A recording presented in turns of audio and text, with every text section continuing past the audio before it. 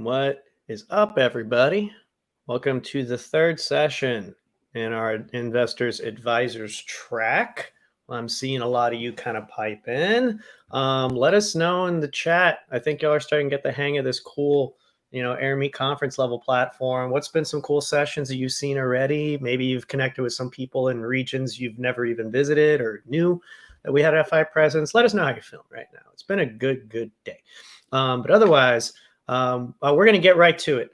We have Russell Brand, fantastic mentor, advisor, member of the FI community, diving into some of these little tips and tricks that he's been able to uncover looking at hundreds and hundreds and hundreds of pitch decks over his career. So let's just go right in. I'm going to bounce out into the ether. It's going to be the Russell Brand Show for the next 40 minutes and change. I'll be back immediately after his presentation. And we'll start servicing some questions. Y'all are getting the hang of this, y'all. Use the chat for general discussion. Use that QA tool for the questions and upvote the questions as you see them. Which one's the most popular? I will surface them up for everybody to see. But without further ado, I leave the floor to Mr. Russell Brand on covering hidden gems in pitch decks. Russell, take it away, my friend. Thank you, Martin. So I'm Russell Brand. I've recently become a local leader in the Silicon Valley chapter. I've been a mentor for a long time. In being a local leader, I have an appreciation for how much more work all of this is than I would have ever thought. I've been reading the epic sprints, and there are people who are getting more done in a couple of days than I could imagine getting done in a semester. And I have an appreciation for the logistics, just the difficulties of setting things up, the sessions, the cohorts in this, and it's very humbling, and I'm very, very grateful to be here. I want to talk about my recent experiences in humility. And it all starts, it may start with my inability to know how to use any of the tools. A couple of months ago, at FI, a group came up and gave a talk about banking for marijuana dispensaries. And that led to my writing a piece which was called The Faster Than Light Anti-Gravity Unicorn-Powered Perpetual Motion Time Machine. Because from their talk, it sounded about as plausible as that.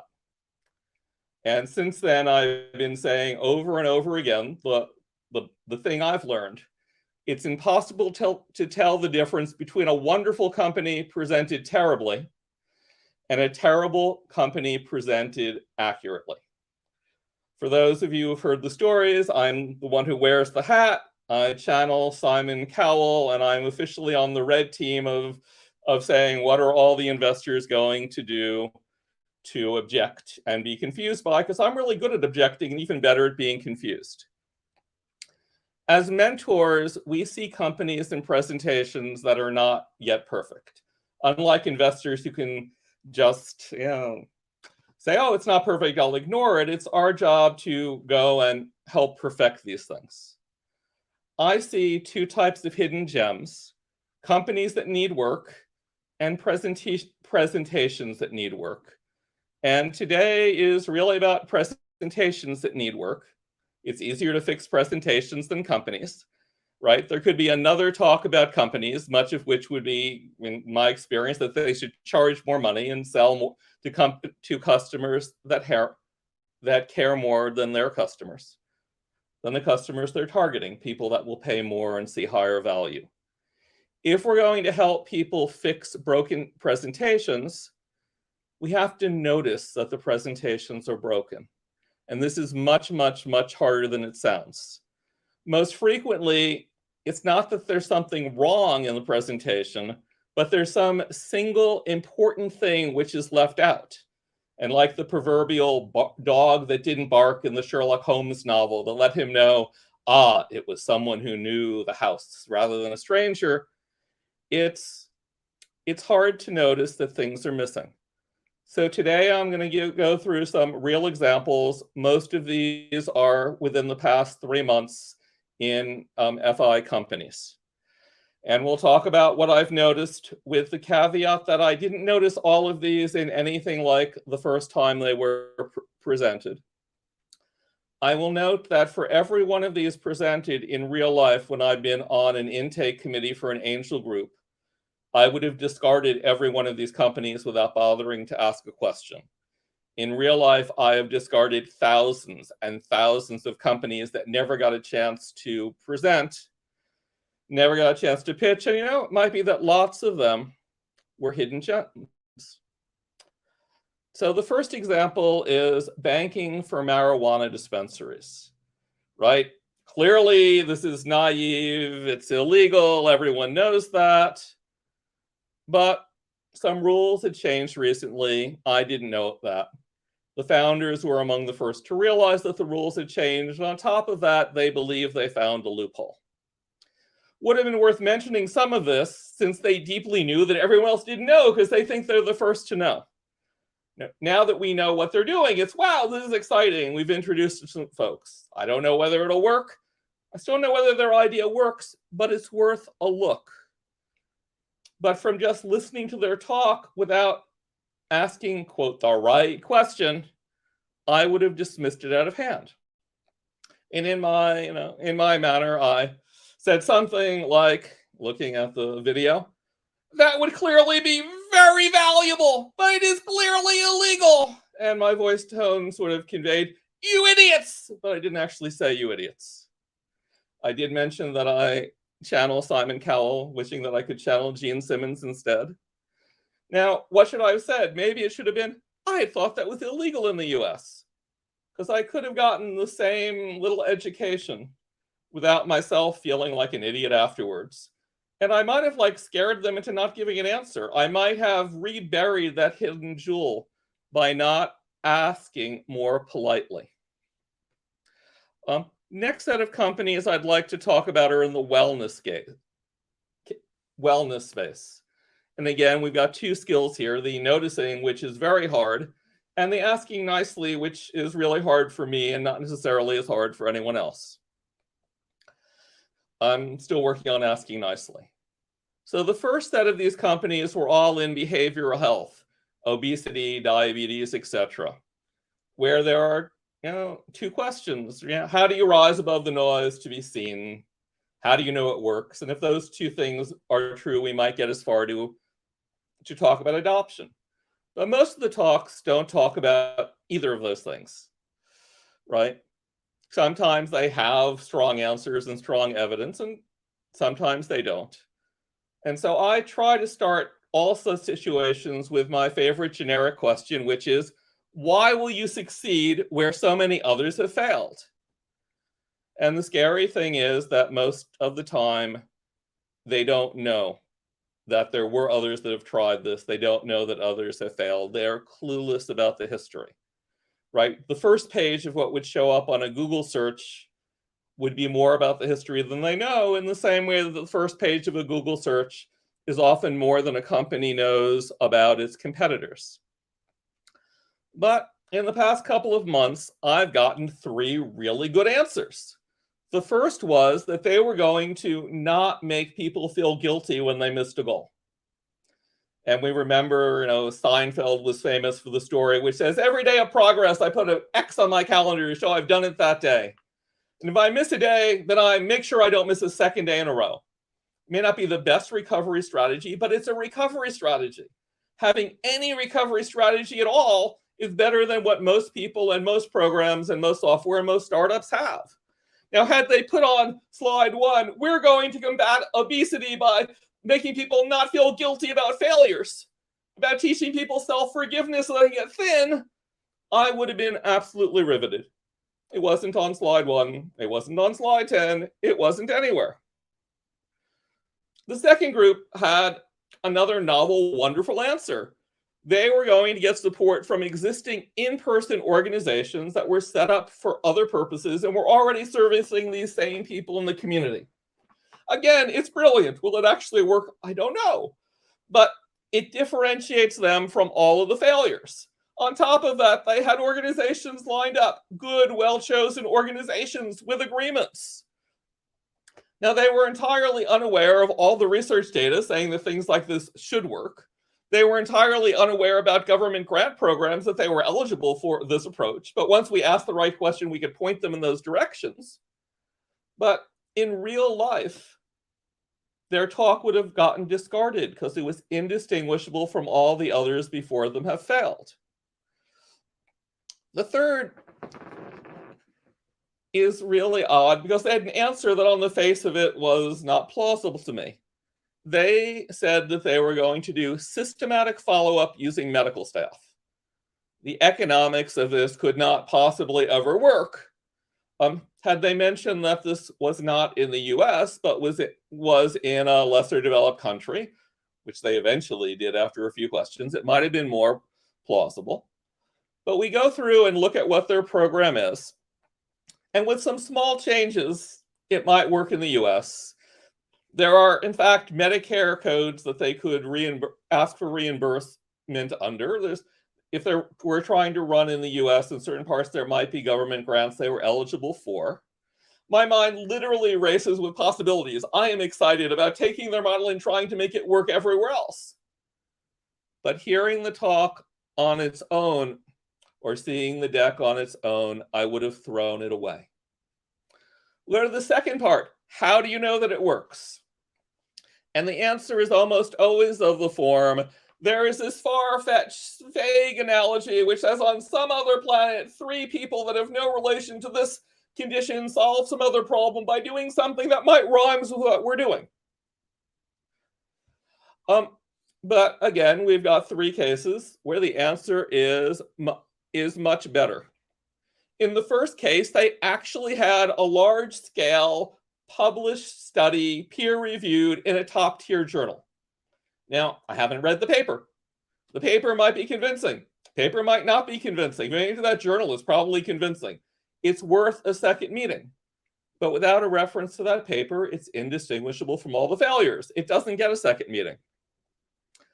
The second, in asking the question, they claimed this incredible level of statistical success.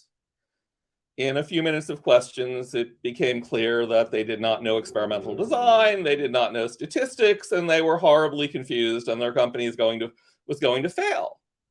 But in good conscience, they could have mentioned that statistics. They would have then gotten the second meeting, and they would have gotten the feedback that they were insane. But without it, they remain indistinguishable. The third example, we go back to the medical staff follow-up. Their stats, their trials, they are amazing. I believe their results. I believe the validity of their study, and it's by far the best that I've ever heard of anywhere in the history of the world. Worth mentioning in the talk. All right. The third category we sum up with where I really want to say, that's the dumbest idea I've heard in a long time. Nobody would want that. And I've learned to instead ask, have you spoken to many customers or customer surrogates? What has their response been? And very occasionally, the answer is a lot of people who are anxious to adopt. Again, recent real examples. One company had a 5,000 person waiting list and didn't think to mention that in their talk. Another company had a huge stack of pre-orders, not worth mentioning in their 5-minute talk. This next one isn't an FI company yet, but I'm recruiting. They have a system for detecting leaks in water mains. In their 10-minute talk, they didn't mention that they had 4 successful pilots, 14 utilities that wanted to run trials and become early adopters. Right? It's great stuff. It's worth a second meeting, but it's missing from the talk. I got several other cases where the companies had paying customers. They were profitable, not mentioned anywhere in the talk. All right. Next, let's go to non-dilutive funding. 3 companies to speak of. The first one isn't in FI yet. Maybe we can convince them. Deep tech, interesting area of physics. Their 20-minute talk did not mention that they had $2.3 million of government grants. They were on track for getting more. Second one was doing something in social services, had in excess of $1 million of federal grants. Didn't mention it. Third one was doing drug development, and they had more non-dilutive grants than I think all the companies I've seen in my life put together. Not mentioned in their 10-minute talk. Now, these non-dilutive grants, right? It's validation. Someone put a lot of effort into seeing it's real. It's real due diligence, and it's progress that we're not paying for. And in many cases, there's additional money and additional grants that they might get. In 2 of these cases, the only way I learned that they had already gotten government grants is when I found a grant and sent it to them and said, might this work for you? They then mentioned that they had previous federal grants, but they managed to graduate through the FI program without any of us noticing that they had gotten non-dilutive grants, so it wasn't in their pitch deck. A similar thing is when founders invest in their own company. Founders investing cash in their own company is a big thing, a big thing to investors, a big reason to believe. And many of the companies have done that, but they don't mention it anywhere. So at this point, whenever I see a cap table in history, I'm asking about non-dilutive funding. I'm asking about whether they've invested themselves, because it's an easy thing to ask, and if it's left out, then they're needlessly at a disadvantage. All right. Fifth, I want to talk about experience in the field. We've got one recent FI graduate. They got their first chunk of outside funding this week. Yay. They're building an AI-assisted SaaS platform. The founder has been doing this without AI for decades in the field, has an existing relationship with all of the potential early adopters in the field, and not mentioned in the first many iterations of their deck. It's credibility. It's a reason to believe they will succeed. I personally believe they will succeed. In the second company, medical device company, this one wasn't an FI company at all. The inventor of this medical device had, in fact, invented the entire field 30 years ago, right? All of the papers in the field reference his work. All of the work is using his original compounds. Not mentioned anywhere in the investor presentation. We've improved their story some. They received $3 million of non-dilutive funding this past month, some of it in government grants, some of it in corporate contributions in kind, because it's worth mentioning that they created the field. Next, we have a women's clothing company. They make a better type of skirt, right? The idea of this skirt is it has pockets. I know that as a man, I take pockets for granted. And it's stitched such that the skirt's never going to blow up like Marilyn Monroe's did. Every male mentor I spoke to just didn't see why this was interesting. Almost every woman I spoke to, including those in my family, they wanted one. Right after graduating, they ran a very successful Kickstarter. They're doing well. But as mentors, investors, investor surrogates, we're often not the target audience. This one, it happens to be that, I'm not a woman. More often it's I'm in my 60s and the target market is in their 20s or their teens, and asking my son, and will give me a better idea whether the market cares. My intuition is limited for people who are very, very different than myself. So here, in addition to asking them about their customer experiences, because they generally have them, it's us asking people that are like their customers rather than presuming the whole world is made up of people like me. The most fun thing that was left out of their pitch deck was a problem that they had while doing the focus groups. For the focus groups, they had made a couple samples of these skirts, and everyone in the focus group insisted on buying the samples to take them home. Probably counts as a successful focus group. This last story isn't an FI story. In the 1970s, M-cycle thermodynamics was invented by a researcher named Mausankel, which I cannot pronounce. A more efficient way to make a heat pump. It really was a little more complicated than that beneath the hood. But you look at the numbers and it is obviously impossible. Every simulation shows it's impossible, and I know why all the simulations are wrong. They got an independent measurement by the Department of Energy NREL lab showing it worked exactly as claimed. 10x more efficient on the typical case, 20x more efficient in the intended use case.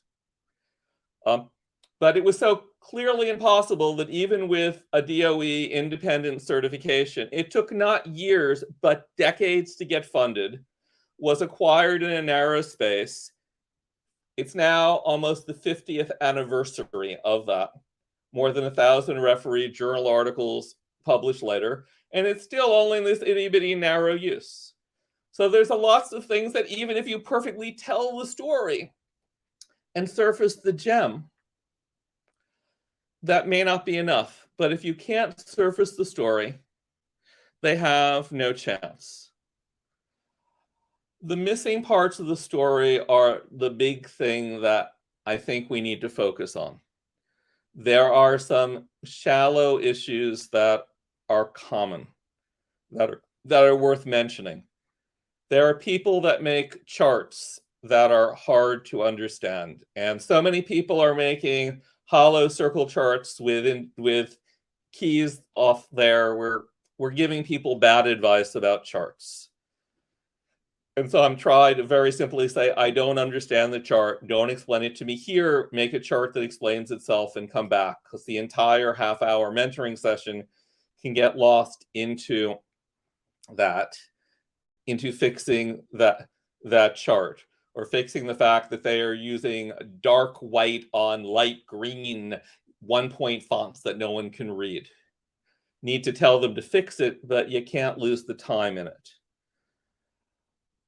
More often than the gem being entirely missing is the gem comes late. On slide 7 or 8, they have incredible traction. They have a study result. They have something that's worth talking about.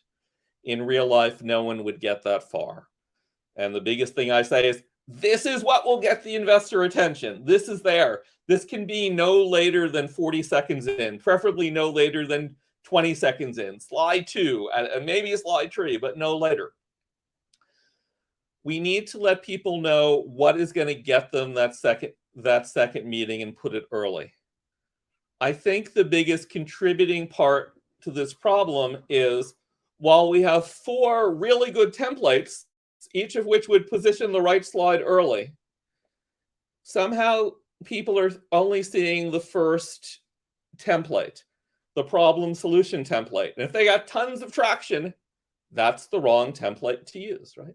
You need to use a template that makes what's important early. So when we find the important thing, we need to get them to move it early. Now, most of the initial talks are really terrible compared to what the standard templates would give them. We've got to get them as far as the standard template, so it's a clear story. And after that, we can go further to really emphasize what is powerful about what they're doing.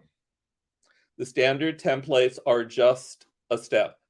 It's a huge step, but there are further steps that should be taken.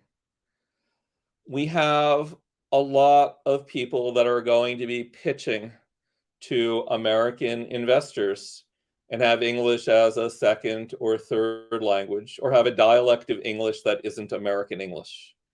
And so for a lot of people, both on the slides and in their talk, I'm saying, that's not American English. That's not the idiom of American English. We need to change this for an American English speaker. You need to practice with American English speakers. All of this set of shallow issues, and a 5-minute pitch might have 50 or 60 of them, more than someone can easily keep track of. So for all of my practice pitches, I am recording them. I'm using Fathom because it creates a transcript, and afterwards sending the recordings and transcripts to the presenters so that they, have a checklist of what the shallow things are that they can be fixing. And so, in conclusion, I'm really practicing or advocating three things I'm not yet practicing.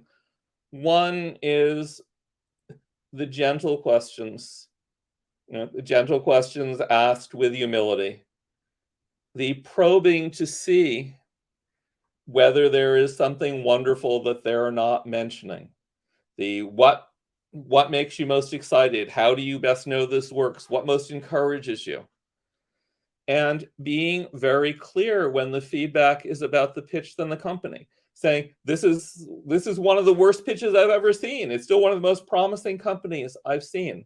It's easier to fix the pitch than the company. What I'm saying often in that is literally, your talk does not do justice to your company. Your company, your idea is much stronger than your talk, right? It's impossible to tell a difference between a wonderful idea presented terribly and a terrible company presented accurately. I'm officially the red team. I find the things that are wrong. There are other people that are good at encouragement and being cheerleaders. It's not me. That they should never apologize to me, right? I'm a practice dummy. Make all the mistakes with me in as many sessions as you want, because it's better to make all the mistakes with me, even if you make each one a dozen times, than it is to make any one of these mistakes and blow it with an investor. If you were perfect already, you wouldn't be at FI. We are starting with people who are at the beginning. No one is expecting you to be perfect, especially on week one. Some of you can probably recognize some of the actual companies from this talk. I'd appreciate in the questions if you don't mention any company names, because I'm telling people that they've done, hey, dumb things, and I'd rather not mention by name people having done dumb things, even if now they fixed them. The only dumb things I want to talk about are my own, and there are more than enough of those to fill out any talk.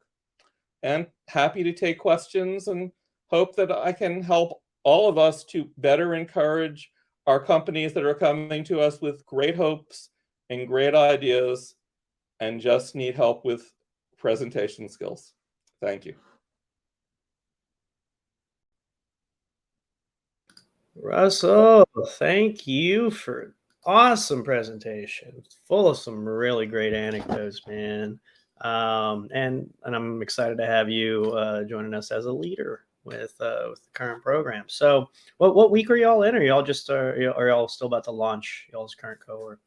We're about to do second mentor review with our cohort, so we're almost done.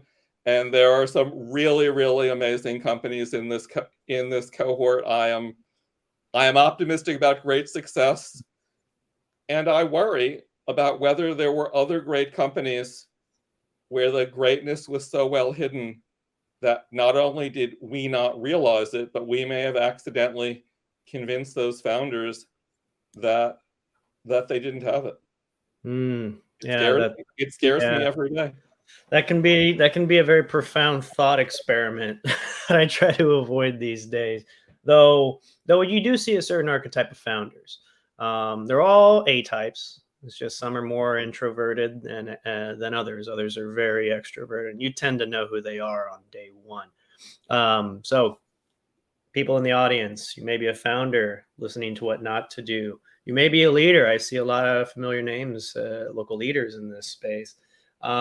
Please drop some questions in the chat. We got about another 5 minutes or so before we head into the fluid networking, if you want to go get some one-on-one time with Russell.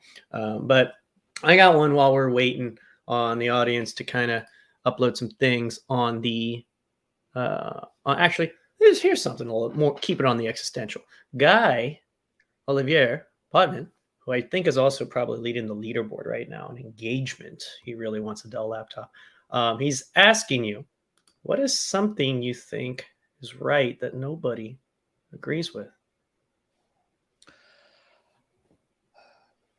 In our own universe, no one seems to agree that we need to do qualitative customer discovery before we do quantitative customer discovery. We have people saying, you must interview 1,000 customers, set up SurveyMonkey, when they could get much more value out of having 4 deep in-person or even over Zoom conversations with customers. The in-person conversations allow us to find the things we didn't know. Until we know what the right questions to ask are, then it's too soon to start counting. Yeah. The second thing is, in our ecosystem, no one thinks about what companies should not be raising funds. There are companies that will do much better by bootstrapping. There are companies that will do much better by government grants. There are companies that will do much better by having customer investors. And even if they raise money, it's going to take them more hours to raise that money than it would to do one of these other things. So I think we need to be encouraging more qualitative customer discovery, and we need to be encouraging people to think about what the different funding options are. I love that. This is actually going to probably tie in a little bit. Our final talk or session of this track for today is about diversity, or how investors identify more diverse founders from unrepresented regions. And I've been seeing this. We have a show every Friday. I get to speak with some founders in the network, and one of which came out of our program in Austin a few years ago, just says, she doesn't even look for investment. She just goes and gets customers. She's like, if you want to make money, go get some customers. And you kind of hit it right on the head there. There is never anything more valuable than talking to customers. Mm-hmm. Yeah. And talking to customers is something you can do now. You don't need a deck. You don't need a prototype. You don't even need a smile. You don't have to, right? But with talking to investors, even if that's scarier, you can put that off for months. Yeah. If you're not willing to talk to customers, you're not going to have a good chance of succeeding. The first few sales are going to be done by the founders. They're not going to be, maybe you have some salesperson coaching you, but you're the one that's going to close those sales. Mm-hmm. Mm-hmm. So I mean, well, we have a little bit of time. When we talk about how we run our core program and the kind of founders that come in through the door, they're not even founders yet. They're still trying to figure it out, really just aspiring entrepreneurs. But as I mentioned, those archetypes, you get the really forward personalities, you get the ones that are very reserved. And there's that dichotomy very much in your presentation. So how do you, what would you normally do to maybe encourage maybe one of those timid founders who is that diamond in the rough, but they don't realize it, the presentation didn't show, to get them over that hump? But how do you also bring back maybe some of those cocky founders to reality? Because there's some gems on both sides, but you got to get them somewhere in the middle. Is there kind of a secret sauce to that, or at least a way that you've approached those dynamics? Well, they're very different problems. For the shy, understated founder, and you'll find lots of these in deep tech, and you'll find lots of these that aren't old white guys. It's find out what they are excited about in their company, and let them talk about what excites them in it, and find out how you can be excited about it. Work not initially with the company, but work around that excitement. For the people that are over cocky, it's, so how would you explain this to your grandmother? In fact, I am thinking about recruiting some of my mother's in her 80s and some of her cohort to be listening to explanations cold. At the point you've got to explain it so your grandmother, we used to say 5-year-old, but I think grandmothers are more realistic, can understand this and see the value. It makes you it makes you re-examine your assumptions. When a talk has 5 or more acronyms I haven't seen in it, then I am concerned that the investor is not going to be able to explain this to ordinary people. And if I can't get them to talk to grandmothers, like, go talk to your bowling buddy. Just talk to people who haven't heard about it. Explain it and see if they can explain it back to you in a way you believe. We need to get this into very simple terms. No, right on point. One last thing too, because I see this a lot, especially in the first couple of weeks. Everybody thinks it's a Shark Tank pitch. Not everybody, but there is a certain subset of people who pitch just like they think they're hitting up Mr. Wonderful for $1 million. What do you say to them? Because that's not how you do it. That's just for a TV. Yeah, outside of the world of FI, I also, under a pen name, write short fiction. I've got maybe 2,500 pieces out there. Every piece of writing that I've written is written for an audience of one, right? That one person is going to deeply understand and appreciate. If other people like it too, that's fine. It's not that the Shark Tank pitch is wrong. It's that the Shark Tank pitch is wrong for places other than Shark Tank. If you're going to be pitching to people that value some particular thing, then you need to emphasize that thing. If you're going to be pitching to the first set of people that are innumerate, you may need to have big picture. If you're going to be pitching to individual angels, then part of what you're selling them is not just that this may eventually make money in time for their great-grandchildren's graduation. You're pitching them cocktail party conversation that they can tell their friends about what they're doing. That cocktail party conversation probably is much higher value than the expected value of your company, even if you think it's going to be a unicorn. So I don't want to tell them that they're wrong about a Shark Tank pitch. I want to say that this particular audience needs something else. It is a common failure that people try to have one pitch deck for both investors and customers. Customers care whether it's going to work. Customers care whether they can adopt it. Customers do not care whether you're going to IPO. Customers do not care this, that. Similarly, investors don't care. If you know what is valuable to your audience, then you can focus that pitch. And if your audience isn't someone trying to resell emotion and light comedy to people having after dinner drinks, then the Shark Tank talk is probably not the right talk. And seriously, in terms of Shark Tank, 2 years ago, we had, call it a merger offer, not quite an acquisition offer, from someone who had pitched on Shark Tank. And they made such an idiot of themselves on Shark Tank that we felt that accepting their money, even though the terms were great, their marketing channel was great, oh, that was great. We felt that accepting their money was too much of an embarrassment risk for our brand because they made idiots of themselves on Shark Tank. And it was the perfect talk for Shark Tank. But it would be an embarrassment to show to real investors or real customers, or the FDA in this case. Especially the FDA. You don't want that kind of heat. Well, I'm gonna close out there, Russell. You gonna stick around a little bit for that Fluid Network, and we're gonna start right after this.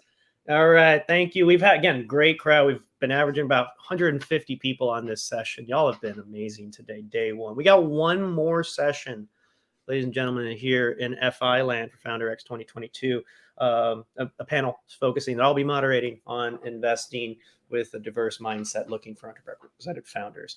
But thank you again, Russell. We will catch you later over here in the Fluid Networking. Stick around, everybody. Go meet Russell, and then we'll see y'all here in a little bit for our final panel of the Investor Advisors track for day one at FounderX.